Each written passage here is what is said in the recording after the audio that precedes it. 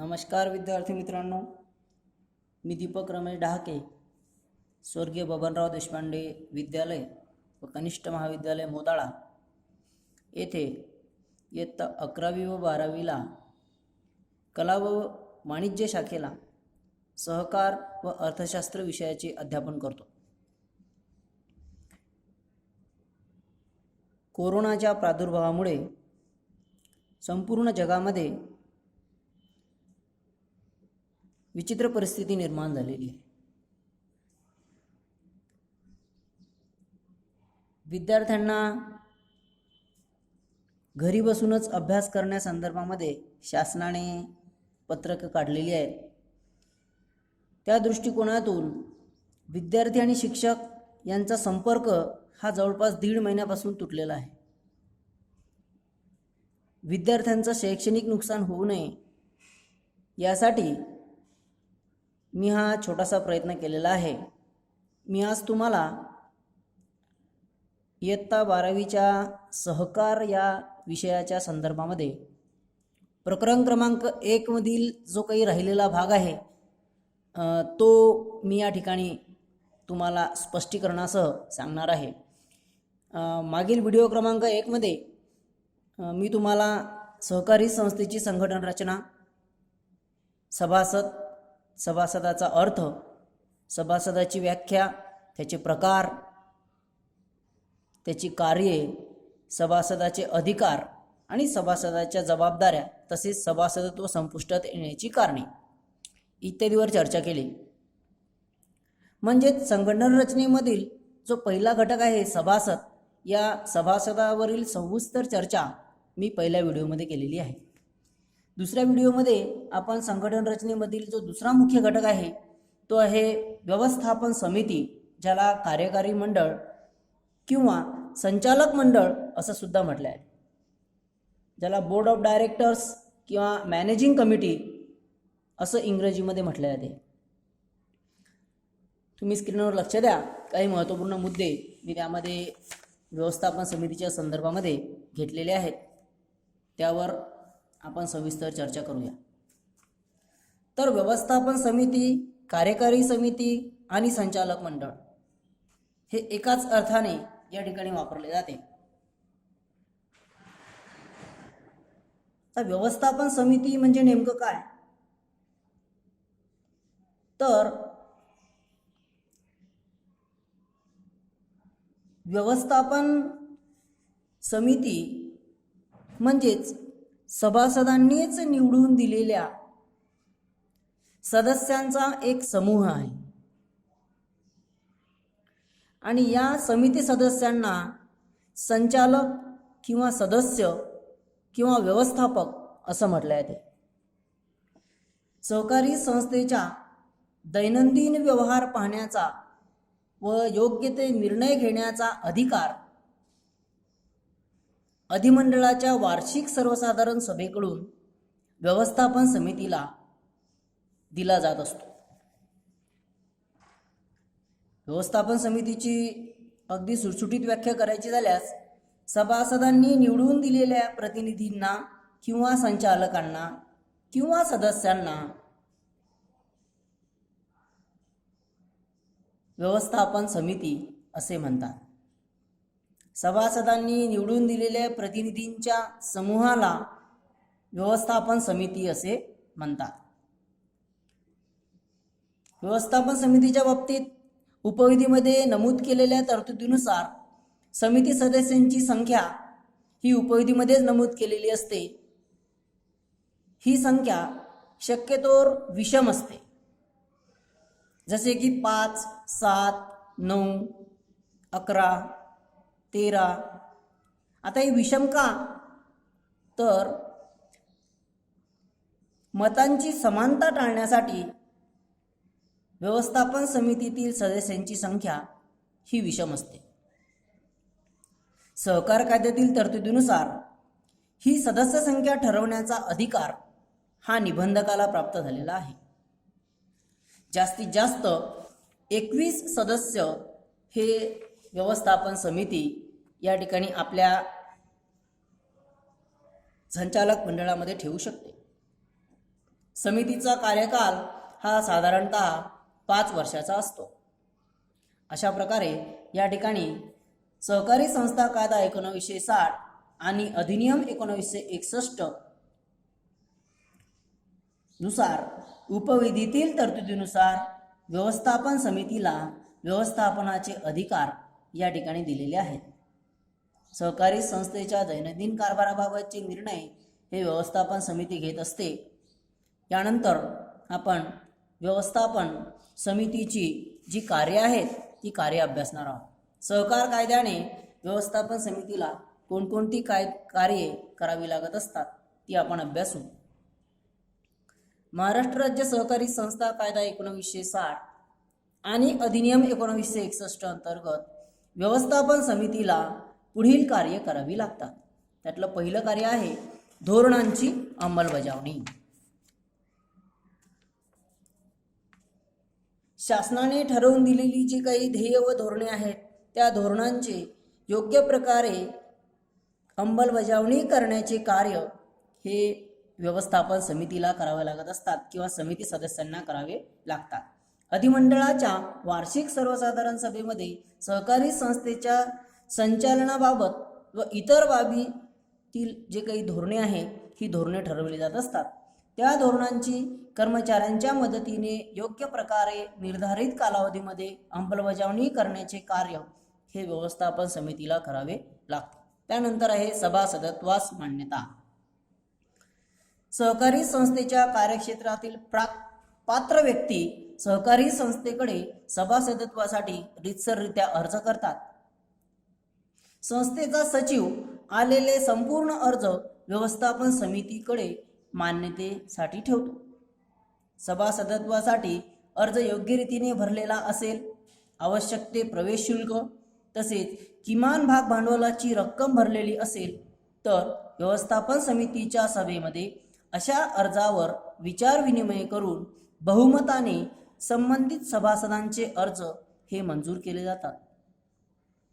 सभासदत्वाचा निर्णय सभासदत्वासाठीचा अर्ज मिळाल्याच्या दिनांकापासून 3 महिन्याच्या आत व्यवस्थापन समितीने देणे बंधनकारक आहे. सभासदत्वाविषयीचा निर्णय घेतल्याच्या दिनांकापासून 15 दिवसाच्या आत संबंधित सभासदाला त्याच्या अधिकृत पत्त्यावर त्याने केलेल्या अर्जाच्या संदर्भात व्यवस्थापन समितीने घेतलेला निर्णय कळवणे बंधनकारक आहे.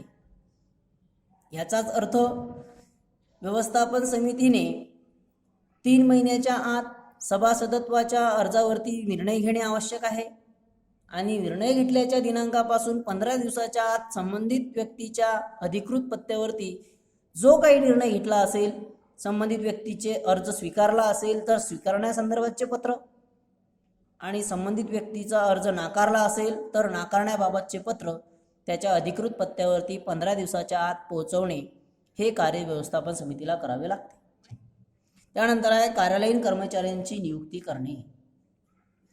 सहकारी संस्थेचे कामकाज हे व्यवस्थितपणे पार पाडण्यासाठी आवश्यक त्या सेवक वर्गाची संख्या निश्चित करून कर्मचारी नियुक्तीची प्रक्रिया सुद्धा व्यवस्थापन समितीलाच पूर्ण करावी लागते. जसे की वर्तमानपत्रामध्ये जाहिरात देणे, अर्ज मागवणे, अर्जाची छाननी करणे, मुलाखत पत्रे पाठविणे, मुलाखती घेणे, सेवक वर्गाची निवड करणे, त्या निवडलेल्या सेवक वर्गाचं वेतन ठरवणे तसेच त्यांना नियुक्तीपत्रे पाठविणे, त्याच्या सेवा व शर्ती ज्याला म्हणतो आपण टर्म्स अँड कंडिशन्स ह्या ठरविणे इत्यादी बाबतची नियुक्तीबाबतची संपूर्ण कार्ये हे व्यवस्थापन समितीलाच करावी लागतात. त्यानंतर आहे भाग भांडवलात वाढ करणे. कार्यरत असलेल्या सहकारी संस्थेला आवश्यकता भासल्यास अधिमंडळाच्या वार्षिक किंवा विशेष सर्वसाधारण सभेमध्ये भाग भांडवल वाढीबाबतचा ठराव मंजूर करून तो निबंधकाकडे मंजुरीसाठी पाठविला जात असतो. यावर निबंधक भाग भांडवल वाढ करण्याबाबत निर्णय घेतो. निबंधकाच्या मान्यतेनुसार व्यवस्थापन समिती भाग भांडवल वाढवण्यासंदर्भात पुढील कार्यवाही करत असते. म्हणजेच सहकारी संस्था उत्तरोत्तर प्रगती करत असेल आणि सहकारी संस्थेला भागांच्या माध्यमातून उपलब्ध केलेले भांडवल जर कमी पडत असेल तर अशा भाग भांडवलाच्या वाढीबाबतचा निर्णय व्यवस्थापन समितीने बहुमताने घेणे आवश्यक आहे आणि सदर घेतलेला निर्णय हा निबंधकाकडे मंजुरीसाठी पाठवणे आवश्यक आहे. निबंधकाने मंजुरी दिल्यानंतर व्यवस्थापन समिती भाग भांडवलामध्ये वाढ करण्याबाबतची पुढील कार्यवाही करते. त्यानंतर आहे निधीमध्ये वाढ करणे. सहकारी संस्था अर्थक्षम करण्यासाठी म्हणजे स्वतःच्या पायावर उभी राहण्यासाठी संस्थेच्या निधीमध्ये वाढ करण्याचे कार्य हे व्यवस्थापन समिती करत असते. त्यासाठी योग्य ठेवी स्वीकारणे, कर्जे देणे, देणगी स्वीकारणे इत्यादी मार्गाचा योग्य तो अवलंब व्यवस्थापन समिती करत असते. त्यानंतर आहे सेवक वर्गाच्या तक्रारींचे निवारण करणे. सहकारी संस्थांच्या कर्मचाऱ्यांच्या काही तक्रारी व मागण्या असतात. सेवकांच्या तक्रारी तसेच मागण्या सूचनांकडे योग्य ते लक्ष दिले पाहिजे, अन्यथा सेवक वर्गामध्ये असंतोष किंवा अस्वस्थता निर्माण होऊ शकते. याचा सहकारी संस्थेच्या कामकाजावरती विपरीत परिणाम होण्याची शक्यता अधिक असते. त्यामुळे सहकारी संस्थेतील कर्मचारी हे बऱ्याच वेळा व्यवस्थापन समितीकडे सूचना, मागणी व तक्रार करत असतात. कर्मचाऱ्यांच्या तक्रारी या कार्यालयीन वेळ, कार्यालयातील सुविधा, आरोग्यविषयक सोयींचा अभाव, पगारवाढ, बोनस, सुट्ट्या तसेच रजा इत्यादी बाबत मागण्या असतात. अशा वेळी व्यवस्थापन समिती प्राप्त झालेल्या तक्रारीवर विचार करून त्या सोडविण्याचा प्रयत्न या ठिकाणी केला पाहिजे. या ना त्या मार्गाने सेवक वर्गाच्या तक्रारीचे निवारण करण्याचे मुख्य कार्य व्यवस्थापन समितीला करावे लागते. त्यानंतर आहे सभासदांच्या तक्रारींचे निवारण. सभासदांना सहकारी संस्थेचा सर्वेसर्व म्हणजे सभासदांना सहकारी संस्थेचा मालक असे संबोधले आहे. कर्मचारी वर्गाकडून त्यांना योग्य ते सन्मान मिळावा अशी त्यांची अपेक्षा असते. त्याबाबत त्यांचा अनुभव चांगला नसेल तर संस्थेच्या कामकाजाविषयी ते व्यवस्थापन समितीकडे तक्रार करू शकतात. यामध्ये भाग हस्तांतरणास विलंब, कर्ज मंजुरीस विलंब, लाभांशाचा कमी दर, अनावश्यक वजावटी. व्यवस्थापन समितीने या तक्रारींची विनाविलंब व गांभीर्याने सखोल अशी चौकशी करून शक्य असल्यास आवश्यक त्या उपाययोजना करून तक्रारींचे निवारण करणे आवश्यक असते. त्यानंतर आहे सभासदांचे हितरक्षण. सभासद हा सहकारी संस्थेचा मालक समजला जातो आणि त्या सभासदाचे संपूर्ण आर्थिक आणि सामाजिक हितरक्षण करणे हे व्यवस्थापन समितीचे मुख्य कार्य आहे.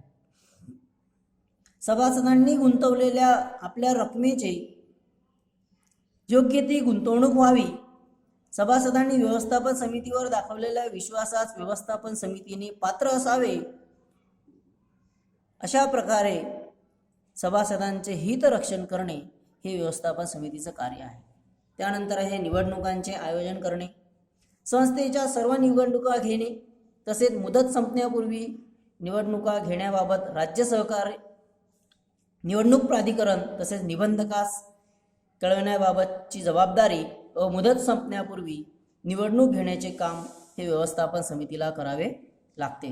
त्यानंतर आहे सर्वसाधारण सभांचे आयोजन करणे, ज्यामध्ये सहकारी संस्थेच्या वर्षभरामध्ये होणाऱ्या सर्व सभासदांच्या सभा, सर्व व्यवस्थापन समितीच्या सभा यांचं ठरवून दिलेल्या कालावधीच्या आत आयोजन करणे याची मुख्य कार्य हे व्यवस्थापन समितीला करावे लागते. जसे की पहिली सर्वसाधारण सभा हे सहकारी संस्थेची नोंदणी मिळाल्यानंतर 3 महिन्याच्या आत बोलावणे बंधनकारक असते. त्यानंतर वार्षिक सर्वसाधारण सभा सहकारी संस्थेचे आर्थिक वर्ष संपल्यानंतर 3 महिन्याच्या आत ही सभा बोलावणे बंधनकारक असते.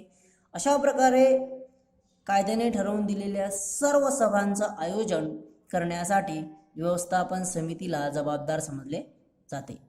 अशा प्रकारे या ठिकाणी आपण व्यवस्थापन समितीची जी कार्य आहे ती कार्य अभ्यासली. यानंतर आपण व्यवस्थापन समितीचे अधिकार अभ्यासणार आहोत.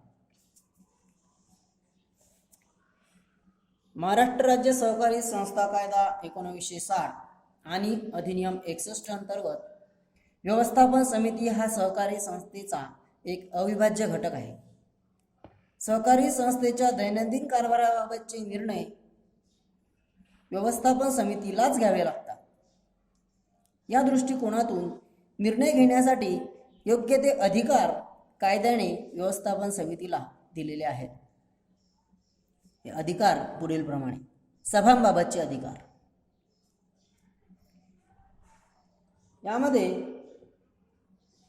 व्यवस्थापन समितीला अधिमंडळाच्या वार्षिक व अधिमंडळाची विशेष सर्वसाधारण सभा बोलावणे,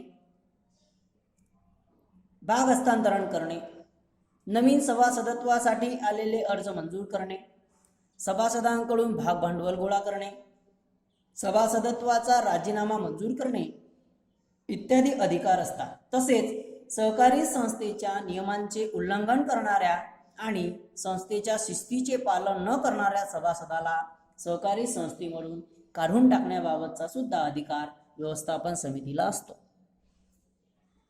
त्यानंतर आहे सेवक वर्गाची नियुक्ती करणे. आवश्यक सेवक वर्गाची निवड व नेमणूक करणे, कामावरून काढून टाकणे, त्यांचे वेतन निश्चित करणे, बढती देणे, शिक्षण व प्रशिक्षणाची व्यवस्था करणे, कर्मचाऱ्यांच्या व सेवक वर्गाच्या अंगी सहकाराची तत्त्वे रुजविणे, त्यांना कामे वाटून देणे, त्यांच्या कामकाजावर देखरेख ठेवणे, सेवा शर्ती ठरविणे इत्यादी बाबतचे अधिकार व्यवस्थापन समितीला असतात. थोडक्यामध्ये व्यवस्थापन समितीने आपली उद्दिष्टे ठरवण्यासाठी जे काही व्यूहरचना किंवा नियोजन केलेलं आहे ते संपूर्ण नियोजनाची अंमलबजावणी ही सेवक वर्गाच्या माध्यमातून करून घेणे हे व्यवस्थापन समितीचा एक मुख्य अधिकार आहे. त्यानंतर निधी उभारणे. निधी हा एक सहकारी संस्थेच्या आयुष्यामध्ये सर्वात महत्त्वाचा घटक आहे. संस्थेच्या कार्यासाठी आवश्यक तो निधी उभारण्याचा व योग्य त्या कारणासाठी हा निधी खर्च करण्याचा संपूर्ण अधिकार हा व्यवस्थापन समितीला आहे. निधी हा एक आर्थिक घटक असून सहकारी संस्थेची आर्थिक स्थिती भरभक्कम करण्याच्या दृष्टिकोनामधून वर्तमानामध्ये भविष्यात उद्भवणाऱ्या समस्यांची सोडवणूक करण्यासाठी एक योग्यरित्या केलेली गुंतवणूक आहे. त्यामुळे या निधीबाबतचे सर्व अधिकार व्यवस्थापन समितीला असतात. त्यानंतर मालमत्ता खरेदी करणे. सहकारी संस्थेसाठी आवश्यक ती जमीन, इमारत, फर्निचर इत्यादी मालमत्ता खरेदी करण्याचा किंवा ती मिळवण्याचा अधिकार व्यवस्थापन समितीला असतो. त्यानंतर इतर अधिकारांमध्ये सहकारी संस्थेची नोंद पुस्तके, हिशेब पुस्तके पाहण्याचा, हिशेब पुस्तके ठेवणे, मासिक, साप्ताहिक, त्रैमासिक व वार्षिक हिशेब पत्रके तयार करून घेणे व त्याला मंजुरी देणे, संस्थेच्या वतीने दोषी व्यक्तींवर दावा दाखल करणे, तसेच उपसमित्या नियुक्त करण्याचा अधिकार व्यवस्थापन समितीला असतो. यामध्ये उपसमित्या नियुक्त करणे म्हणजेच सहकारी संस्थेचा कारभार हा उत्तरोत्तर वाढत असल्यास निवडून आलेल्या संचालक मंडळामधील जे काही संचालक आहेत या संचालकांची संख्या कमी पडत असल्यास उपसमित्यांवर निवडणूक घेऊन संचालकांची नेमणूक केली जात असते. हा सुद्धा अधिकार या ठिकाणी व्यवस्थापन समितीला दिलेला आहे. मात्र त्यासाठी निबंधकाची परवानगी घ्यावी लागते. निबंधकाने परवानगी दिल्यानंतर व्यवस्थापन समिती उपसमित्यांवर निवडणुकीच्या माध्यमातून बहुमताने निवडून आलेल्या संचालकांना उपसमितीचे सदस्य म्हणून घोषित करत असते. त्यानंतर व्यवस्थापन समितीच्या जबाबदाऱ्या. सहकार कायद्याने व्यवस्थापन समितीला काही जबाबदाऱ्या दिलेल्या आहेत. त्या जबाबदाऱ्यांचे काटेकोर पालन हे व्यवस्थापन समितीने करावे ही अपेक्षा कायद्याची असते. व्यवस्थापन समितीच्या जबाबदाऱ्या ह्या पुढील प्रमाणे आहेत. नंबर 1, व्यवस्थापन समिती सदस्य म्हणून दाखल झालेल्या दिनांकापासून 15 दिवसाच्या आत सहकारी संस्था कायद्याने निश्चित केलेल्या विहित नमुन्यात समितीच्या सर्व सदस्यांनी काम करण्यास तयार असल्याचे बंधपत्र दिले पाहिजे. म्हणजेच जे सभासद व्यवस्थापन समितीवरती संचालक म्हणून निवडून येतात, त्या निवडून आल्याच्या दिनांकापासून 15 दिवसाच्या आत आम्ही सर्व संचालक हे व्यवस्थापन समितीवरती कार्य करण्यास विनाअट तयार आहोत, अशा प्रकारचे बंधपत्र देण्याची मुख्य जबाबदारी ह्या निवडून आलेल्या संचालकांची असते. दुसरी आहे, व्यवस्थापन समिती सदस्यांनी निस्वार्थ व प्रामाणिकपणे कार्य केले पाहिजे. त्यानंतर तिसरा आहे, अधिमंडळाची वार्षिक सभा 30 सप्टेंबर पूर्वी आयोजित करणे व सभेची तारीख ठरवणे. चौथा आहे, व्यवस्थापन समितीने सर्व निर्णय विचारपूर्वक आणि पुरेशी चर्चा करून घेतले पाहिजेत. पाचवा आहे, सहकारी संस्थेचे भांडवल आणि निधीची गुंतवणूक फायदेशीर व्यवहारांमध्ये आणि योजनांमध्ये केली पाहिजे. सहावा आहे, आर्थिक वर्ष संपल्यानंतर 6 महिन्याच्या आत विविध विवरणपत्रके निबंधकास सादर करणे, तसेच संस्थेचा वैधानिक लेखापरीक्षण अहवाल व दोष दुरुस्ती अहवाल अधिमंडळाच्या वार्षिक सभेत मान्यतेसाठी ठेवणे व निबंधकाला पाठवणे. सातवा आहे, सहकारी संस्थेची मालमत्ता जसे इमारत, वाहन, फर्निचर इत्यादीचा वापर खाजगी उपयोगासाठी किंवा स्वतःच्या फायद्यासाठी न करणे.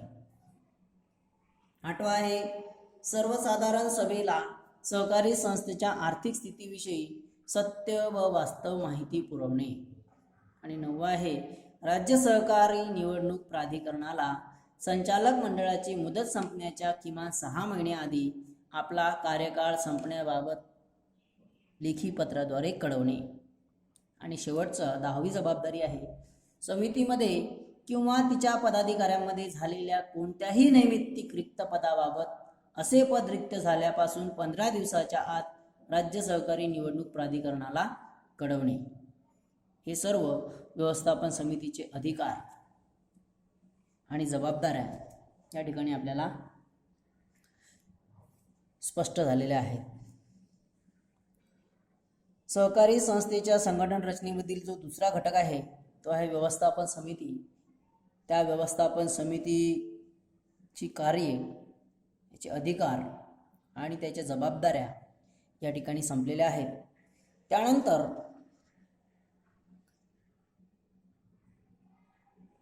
सहकारी संस्थेच्या संघटन रचनेमधील जो पुढचा घटक आहे तो पुढचा घटक आहे पदाधिकारी.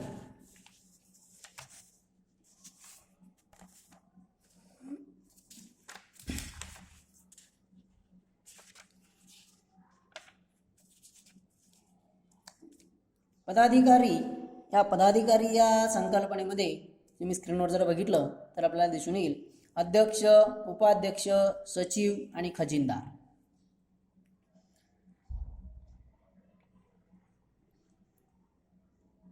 यामध्ये पदाधिकारी म्हणजे काय तर सहकारी संस्थेने उपविधीनुसार कोणत्याही पदावर नियुक्त केलेली व्यक्ती किंवा आदेश देण्यासाठी नेमलेली कोणतीही व्यक्ती म्हणजे पदाधिकारी होय. अशा प्रकारे पदाधिकाऱ्याची व्याख्या आपल्याला या ठिकाणी सांगता येईल. पदाधिकाऱ्यांमध्ये अध्यक्ष, उपाध्यक्ष, व्यवस्थापकीय संचालक, व्यवस्थापक, सचिव, खजिनदार, समिती सदस्य इत्यादींचा समावेश होतो. सहकारी संस्था कायदा 1960 नुसार राज्य शासनाने आदेश देण्यासाठी नियुक्त केलेली पदसिद्ध व्यक्ती म्हणजे पदाधिकारी होय. यामध्ये अध्यक्ष, उपाध्यक्ष, सचिव आणि खजिनदार या 4 पदाधिकाऱ्यांचा प्रामुख्याने आपल्याला या प्रकरणामध्ये अभ्यास करायचा आहे. त्यामध्ये पहिला जो आहे पदाधिकारी तो आहे अध्यक्ष. आता अध्यक्ष म्हणजे काय तर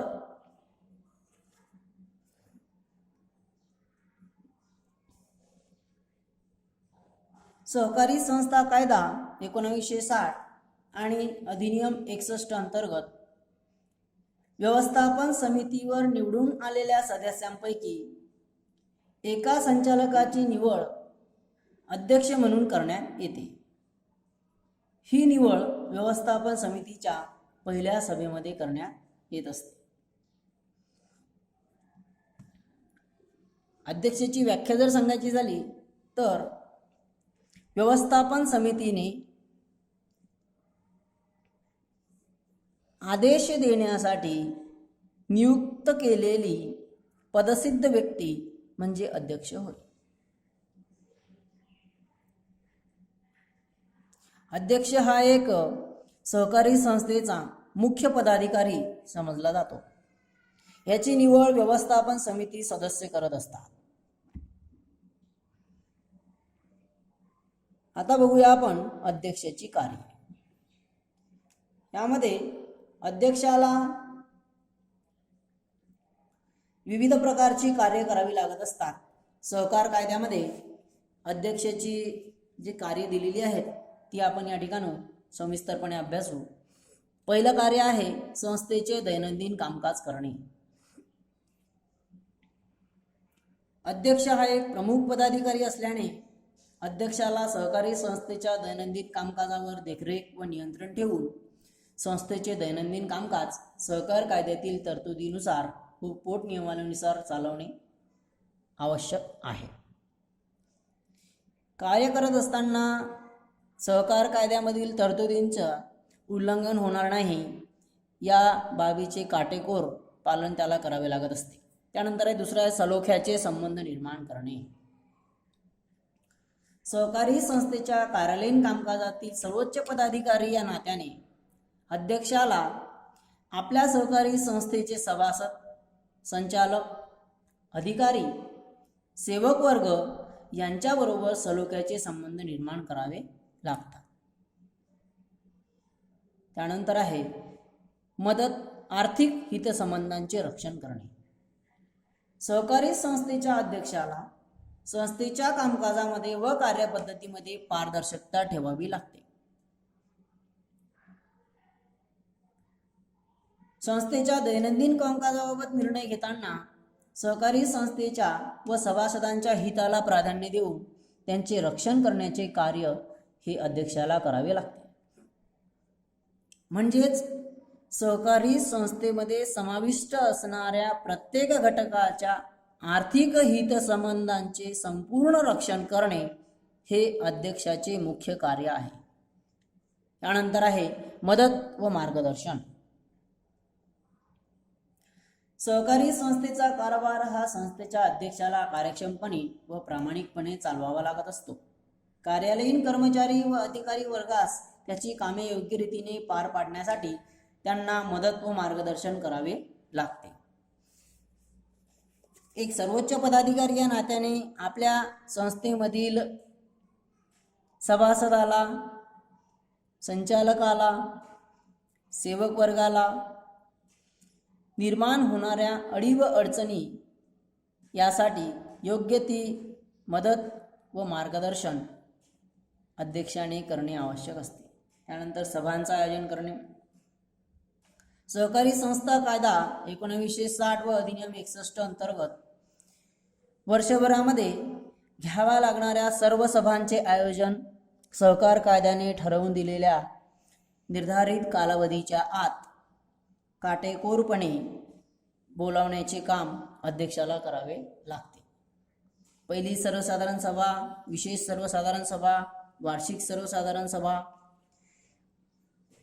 व्यवस्थापन समितीच्या सभा, अशा प्रकारे ज्या सभा या ठिकाणी घेणे बंधनकारक असतात त्या सर्व सभांचं आयोजन हे अध्यक्षाला करावं लागते. आणि या सर्व सभेचा जो मुख्य असतो तो अध्यक्ष असतो. त्यानंतर सभांचे संचालन. फक्त सभांचं आयोजन करूनच अध्यक्षाचं कार्य संपत नाही, तर अध्यक्षाला त्या सभांचं योग्य ते संचालन सुद्धा करावं लागत असते. यामध्ये सभेमधील चर्चा करणाऱ्या जे काही वक्ते आहेत, म्हणजे जे काही सभासद आहेत, ज्यांचे प्रश्न आहेत, अशा सभासदांच्या प्रश्नांचा क्रम ठरवणे, सभेमध्ये कोणताही गोंधळ होणार नाही याबाबत लक्ष ठेवणे,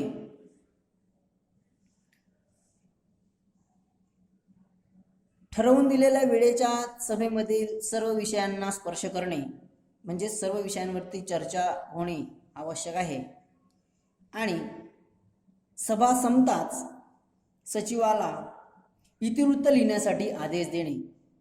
अशा प्रकारे सर्व सभांचं योग्य प्रकारे संचालन करण्याचं कार्य हे अध्यक्षालाच करावं लागत असते.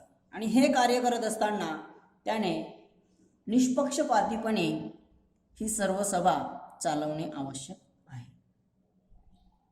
सभेचा सर्वेसर्व या नात्याने त्याला सभेचे कामकाज आपल्या नियंत्रणाखाली व मार्गदर्शनाखाली करावं लागत असते. अशा प्रकारे या ठिकाणी आपण अध्यक्षाची कार्य ही अभ्यासलेली आहे. तुम्ही स्क्रीनवर जर बघितले तर तुम्हाला पुढे अध्यक्षाचे अधिकार दिसतील. अध्यक्षाचे अधिकार. महाराष्ट्र राज्य सहकारी संस्था कायदा 1960 व अधिनियम 1961 अंतर्गत अध्यक्षाला काही अधिकार दिलेले आहेत. त्या अधिकाराचा वापर अध्यक्ष सहकारी संस्थेमध्ये योग्य त्यावेळी करू शकतो. त्यामध्ये पहिला अधिकार आहे दैनंदिन कामकाजाबाबतचे अधिकार. सहकारी संस्थेचे दैनंदिन कामकाज सहकारी संस्था कायदा व संस्थेच्या उपविधीतील तरतुदीनुसार पार पाडण्याचा अधिकार हा अध्यक्षाला आहे. संस्थेचे दैनंदिन कामकाज पार पाडण्यासाठी योग्य निर्णय घेण्याचा अधिकारही अध्यक्षाला दिलेला आहे. कार्यालयामध्ये काम करणाऱ्या सर्व अधिकारी व कर्मचारी वर्गावर योग्य ते नियंत्रण ठेवून त्याच्या कार्यपूर्ततेचा अहवाल मागण्याचा सुद्धा अधिकार हा अध्यक्षाला दिलेला आहे. दुसरा आहे कागदपत्रांवर सह्या करणे, कागदपत्रावर स्वाक्षरी करणे. सहकारी संस्थेच्या वतीने तयार करण्यात आलेले धनादेश, कागदपत्रे, करार, इतिवृत्त इत्यादीवर सह्या करण्याचा पूर्णतः अधिकार हा अध्यक्षाला दिलेला आहे. संस्थेचे हिशेब. सहकारी संस्थेच्या कामकाजाचा प्रमुख या नात्याने अध्यक्षाला सहकारी संस्थेचे हिशेब पुस्तकांवर तसेच त्यातील नोंदींवर बारकाईने लक्ष ठेवून ती तपासणीसाठी मागवण्याचा सुद्धा अधिकार आहे. त्यानंतर आहे कामचुकार कर्मचाऱ्यांवर कारवाई करणे. सहकारी संस्थेच्या अध्यक्षाला दैनंदिन कामकाजामध्ये कामचुकारपणा करणाऱ्या कर्मचाऱ्यांवर योग्य ती कारवाई करण्याचा अधिकार असतो. त्याचप्रमाणे संस्थेने दिलेले आदेश न पाळणाऱ्या अधिकाऱ्यांवर व कर्मचाऱ्यांवर बडतर्फीची कारवाई करण्याचा सुद्धा अधिकार अध्यक्षाला दिलेला आहे. सभांबाबतचे अधिकार. यामध्ये सहकार कायद्यातील व संस्थेच्या उपविधीतील नियमानुसार संस्थेच्या वतीने सभांचे आयोजन करण्याचा पूर्णतः अधिकार हा अध्यक्षाला दिलेला आहे.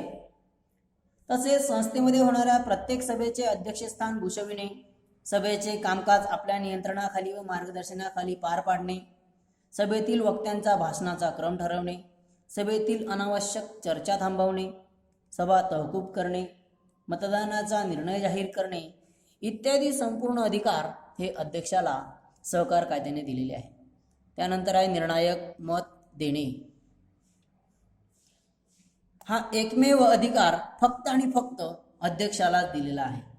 सभेचा अध्यक्ष म्हणून काम पाहत असताना संस्थेच्या अध्यक्षाला अपवादात्मक परिस्थितीमध्ये निर्णायक मत देण्याचा अधिकार असतो. निर्णायक मत हे एक जास्तीचे मत असते किंवा अतिरिक्त मत असते. अध्यक्ष आपल्या अधिकारात विशेष मत म्हणून त्याचा वापर करू शकतो.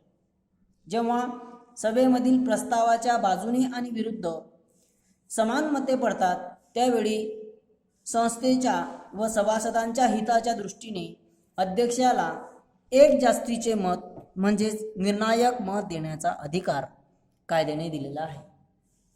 हे निर्णायक मत देत असताना अध्यक्षाने सहकारी संस्थेच्या हिताच्या दृष्टिकोनातून निष्पक्षपातीपणे जी बाजू योग्य असेल त्याच बाजूने हे एक जास्तीचे मत द्यावे अशा प्रकारचे बंधन हे अध्यक्षावर असते. इतिवृत्तावर सही करणे, इतिवृत्तावर स्वाक्षरी करणे. सभा संपल्यानंतर संस्थेच्या सचिवाने 30 दिवसाच्या आत सहकारी संस्थेच्या सभांचे इतिवृत्त तयार करणे आवश्यक आहे आणि तयार केलेल्या या सभेच्या इतिवृत्तावर सही करण्याचा अधिकार हा अध्यक्षाला कायद्याने दिलेला आहे. यानंतर आपण अभ्यासणार आहोत अध्यक्षाच्या जबाबदाऱ्या. बघा विद्यार्थी मित्रांनो, अध्यक्षाच्या जबाबदाऱ्या यामध्ये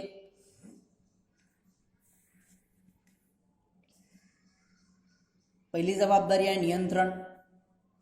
संस्थेचा अध्यक्ष व्यवस्थापन समितीचा नेता असल्याने व्यवस्थापन समितीवर नियंत्रण ठेवून कार्यालयीन कामकाजाबाबत निर्णय घेण्याचा व्यवस्थापन समितीला योग्य मदत व मार्गदर्शन करण्याची पूर्णतः जबाबदारी ही अध्यक्षावर असते. त्यानंतर आहे कार्योत्तर मान्यता. सहकारी संस्थेचे दैनंदिन कामकाज पाहताना बऱ्याच वेळा अध्यक्षाला काही निर्णय हे तातडीने घ्यावे लागतात. अशा निर्णयांना कार्योत्तर मान्यता देण्याची पूर्णतः जबाबदारी ही अध्यक्षावर असते. म्हणजे दिवसभरामध्ये कार्य करत असताना एखाद्या वेळी एखादा निर्णय हा तात्काळ घ्यावा लागतो आणि त्या तात्काळ निर्णय घेण्यासाठी जी मान्यता देण्याचा अधिकार आहे तो अध्यक्षाला आहे. त्या निर्णयाला तात्काळ मान्यता देण्याची जबाबदारी, त्यालाच म्हणतो आपण कार्योत्तर मान्यता देण्याची जबाबदारी ही अध्यक्षाची असते. त्यानंतर सुसंवाद राखणे. सहकारी संस्थेचे दैनंदिन कामकाज पाहत असताना अध्यक्षाने कार्यालयीन कामकाज अधिकारी कर्मचारी वर्गांमध्ये समन्वय व सुसंवाद राखण्याची जबाबदारी या ठिकाणी पार पाडावी. जसे सभासद, संचालक मंडळ, पदाधिकारी इत्यादी बरोबर सुसंवाद राखणे आवश्यक आहे. त्यानंतर आहे सभांबाबत जबाबदारी. सहकारी संस्थेमध्ये होणाऱ्या प्रत्येक सभेचे अध्यक्षस्थान भूषविणे, सभांचे कामकाज सहकार कायदा तसेच उपविधीतील नियमानुसार सुरळीतपणे व शांतपणे पार पाडण्याची पूर्णतः जबाबदारी ही अध्यक्षावर असते. सभेमध्ये सर्वांना आपली मते मांडण्याची पुरेशी संधी देऊन सभेचे कामकाज निष्पक्षपाती चालवणे ही एक मुख्य जबाबदारी अध्यक्षाची आहे. महत्त्वाच्या दस्तऐवजांवर स्वाक्षरी करणे. सहकारी संस्थेच्या कार्यालयीन कामकाजाचा प्रमुख या नात्याने आणि सभासदांचा प्रतिनिधी या नात्याने महत्त्वाच्या कागदपत्रांवर व दस्तऐवजांवर तसेच करार इत्यादींवर संस्थेच्या वतीने सही करण्याची पूर्णतः जबाबदारी ही अध्यक्षाची असते. त्यानंतर पुढचा जो संघटन रचनेमधील घटक आहे तो आहे सचिव. सचिव, सचिवालाच चिटणीस असे म्हणतात. सचिवाची व्याख्या जर सांगायची झाली तर सहकारी संस्थेचा आवक जावक पत्रव्यवहार सांभाळणारी व्यक्ती म्हणजे सचिव होय. आपण जर स्क्रीनवर लक्ष दिलं तर या ठिकाणी तुमच्या लक्षात येईल सहकारी संस्थेची कार्यालयीन, प्रशासकीय व दैनंदिन कार्ये करण्यासाठी समिती सदस्यांनी नियुक्त केलेली पदसिद्ध व्यक्ती म्हणजे सचिव होय. किंवा दुसरी व्याख्या सांगता येईल सहकारी संस्थेचा आवक जावक पत्रव्यवहार सांभाळणारी अधिकारप्राप्त व्यक्ती म्हणजे सचिव होय. अशा प्रकारे सचिव हा सहकारी संस्थेमधील एक महत्त्वाचा पदाधिकारी आहे. याला चिटणीस असं म्हटलं जाते. इंग्रजीमध्ये याला सेक्रेटरी असे म्हणतात.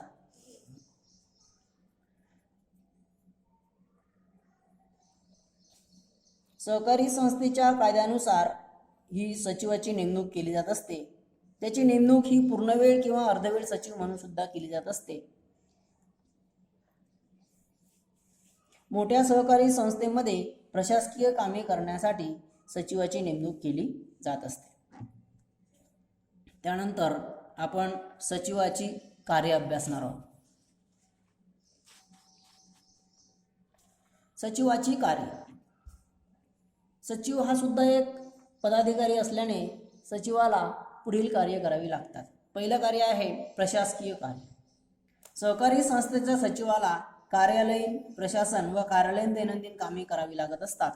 यामध्ये आवक व जावक पत्र व्यवहार सांभाळणे, रोख व बँकेचे व्यवहार सांभाळणे, संस्थेमध्ये जमा होणारी रक्कम, संस्थेचा होणारा खर्च याची व्यवस्थित नोंद ठेवणे इत्यादी कामे सचिवाला पार पाडावी लागतात.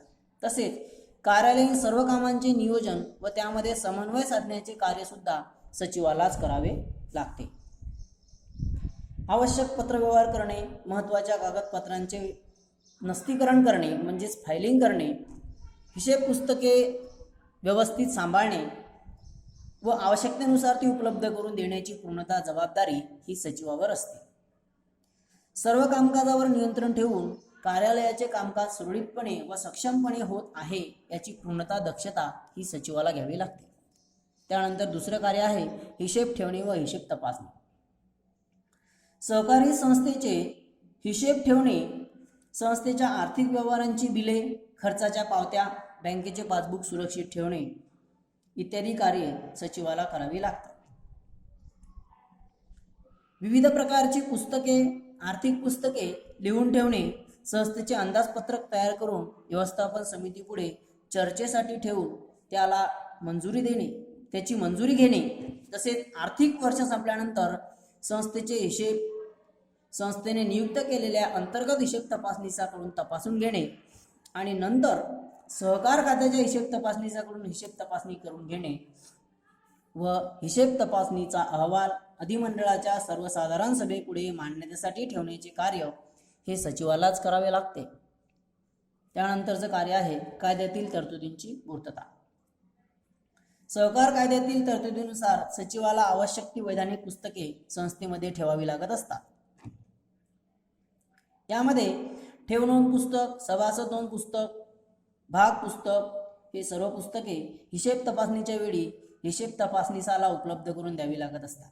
संस्थेचे आर्थिक वर्ष संपल्यानंतर नोंदणी अधिकाऱ्याकडे नियमितपणे व ठराविक मुदतीच्या म्हणजेच 45 दिवसाच्या आत आर्थिक कागदपत्रे, विवरणपत्रके, निवेदने, अहवाल इत्यादी पाठवण्याचे कार्य हे सचिवास करावे लागते. त्यानंतर आहे सभेसंबंधीचे कार्य.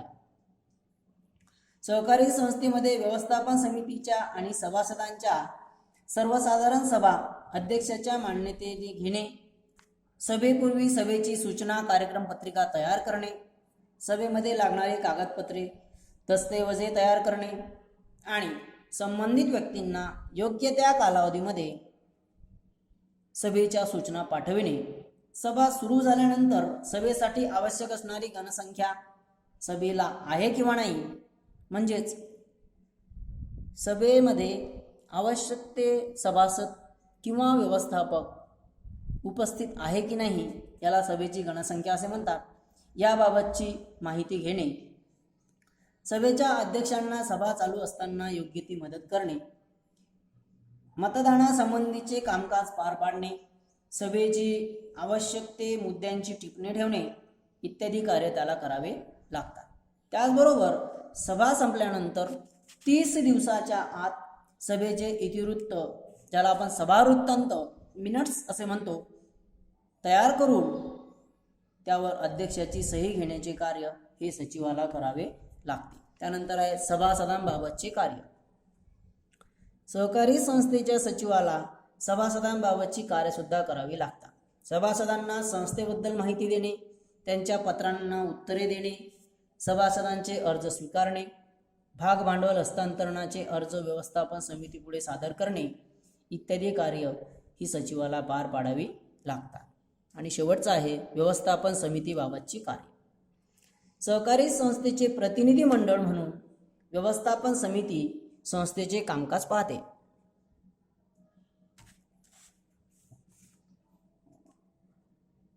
संस्थेची ध्येय धोरणे ठरविणे हे व्यवस्थापन समितीचे मुख्य कार्य असते.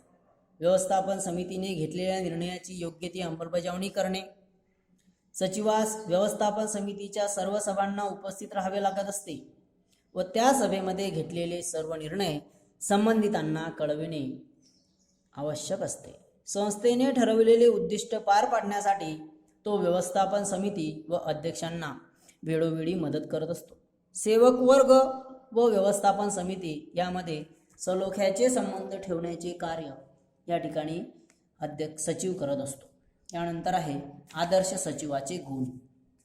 या प्रकरणामधील हा शेवटचा मुद्दा आहे विद्यार्थी मित्रांनो, आदर्श सचिवाचे गुण. सचिव हा आदर्श असावा आणि आदर्श असण्यासाठी त्याच्या अंगी कोणकोणत्या गुणांची आवश्यकता असावी, तर प्रभावी व्यक्तिमत्व.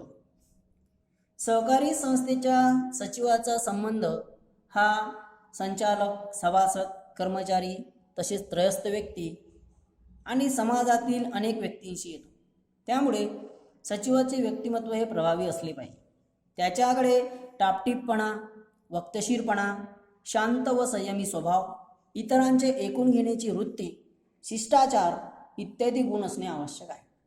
सचिवाला आपल्या आचारविचारातून इतरांवर प्रभाव पाडण्याची कला अवगत असली पाहिजे. त्यामुळे त्याला आपल्या कार्यामध्ये यशस्वी होता येते.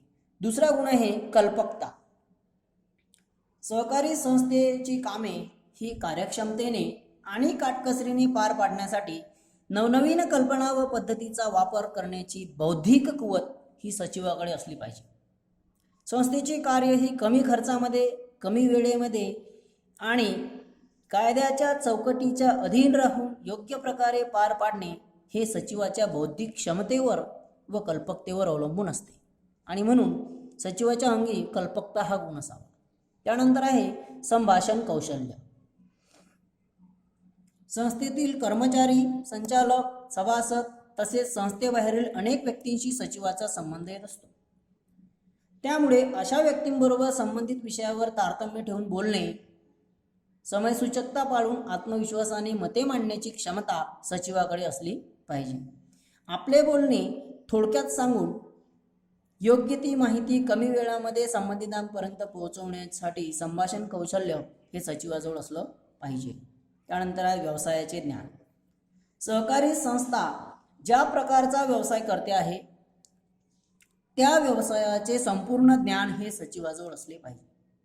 जसे पतपुरवठा सहकारी संस्थेचा सचिव असेल तर त्याला सहकारी पतपुरवठा संस्थे या व्यवसायाविषयीचे संपूर्ण ज्ञान असणे आवश्यक आहे. विपणन सहकारी संस्थेचा सचिव असेल तर त्याला विपणन सहकारी संस्था कायद्याविषयीचे संपूर्ण ज्ञान असणे आवश्यक आहे. अशा प्रकारे तो ज्या व्यवसायाचा सचिव असेल त्या व्यवसायाबाबतचे संपूर्ण ज्ञान त्याच्याजवळ असले पाहिजे. त्यानंतर आहे कायद्याचे ज्ञान. सहकारी संस्थेला महाराष्ट्र राज्य सहकारी संस्था कायदा 1960 व अधिनियम 1961 तसेच औद्योगिक कायदे, मुद्रांक कायदा, मक्तेदारी आणि गैरव्यवहार प्रतिबंधक कायदा, प्रदूषण नियंत्रण कायदा, माहितीचा अधिकार कायदा 2005, चलनक्षम दस्तऐवज कायदा या संपूर्ण कायद्याविषयीचं ज्ञान असलं पाहिजे. त्यानंतर आहे व्यवस्थापकीय ज्ञान. सहकारी संस्थेच्या दैनंदिन कामकाजाबाबत आवश्यकता योजना करून त्याची योग्य ती कारवाई करण्याची भूमिका ही सचिवाची असते. त्यामुळे त्याला प्रशासकीय ज्ञान सुद्धा असणे आवश्यक आहे, ज्यालाच व्यवस्थापकीय ज्ञान असं म्हटल्या जाते. त्यानंतर आहे पुढाकार वृत्ती.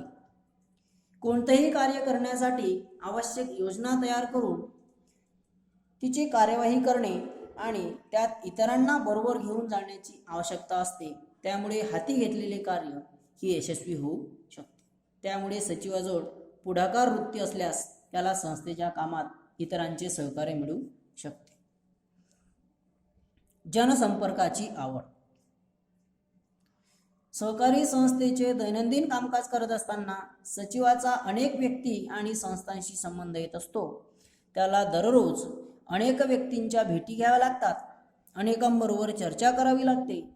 त्यासाठी इतर व्यक्तीत मिसळून राहणे, चर्चा करणे, आनंददायी स्वभावाने व संभाषण चातुर्याने इतरांवर छाप पाडण्याची कला व आवड सचिवाजवळ असणे उपयुक्त असते. त्याचबरोबर सचिव हा चारित्र्य संपन्न असला पाहिजे. सचिवाचे चारित्र्य हे चांगले असले पाहिजे. वरील सर्व गुण हे सचिवाच्या अंगी असणे आवश्यक आहे. अशा प्रकारे विद्यार्थी मित्रांनो, आपण इयत्ता 12वीच्या सहकार विषयाच्या पहिल्या प्रकरणावर व्हिडिओ क्रमांक 1 व व्हिडिओ क्रमांक 2 या दोन व्हिडिओमध्ये पहिलं प्रकरण वरती पूर्णतः चर्चा केलेली आहे. मला अशी आशा आहे की आपणास बरीचशी माहिती यामधून मिळालेली असेल. विद्यार्थी मित्रांनो, आता तिसऱ्या व्हिडिओमध्ये मी प्रकरण क्रमांक 3 वर चर्चा करणार आहे. तिसरं प्रकरण आहे सहकारी संस्थांचा आयुक्त व निबंधक. तर व्हिडिओ क्रमांक 3 मध्ये मी प्रकरण क्रमांक 3 वर चर्चा करणार आहे. धन्यवाद विद्यार्थी मित्रांनो. नमस्कार.